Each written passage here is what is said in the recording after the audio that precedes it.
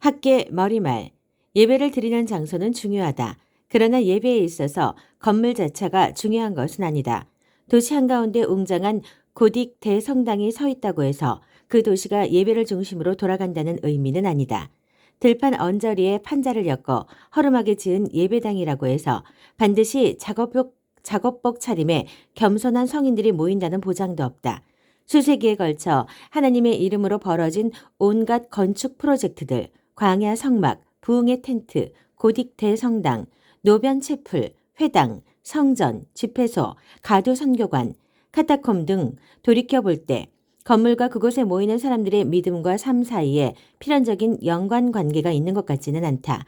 그래서 흔히 우리는 건물 문제를 아예 무시해버리면서 예배당 건물은 중요하지 않다.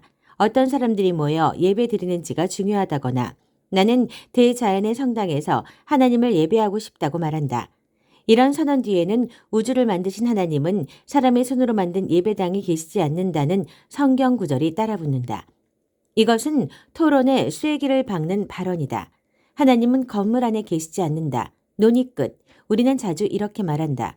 그러면 우리는 학계를 어떻게 보아야 할까? 학계는 우리가 예언자라고 높여 부르는 우리가 경청해야 할 사람이다. 하나님께서 학계를 보내시자 총독과 대제사장도 그를 주목했다. 그의 말에 귀 기울임으로써 하나님을 높였다. 그런데 그가 3달 반 동안 맡아 수행했던 임무는 하나님의 백성을 격려하여 하나님의 성전을 재건하는 일이었다.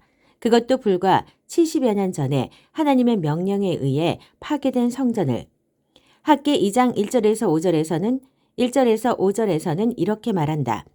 하나님의 말씀이 예언자 학계를 통해 임했다. 스룹바벨아 일을 시작하여라. 하나님의 말이다.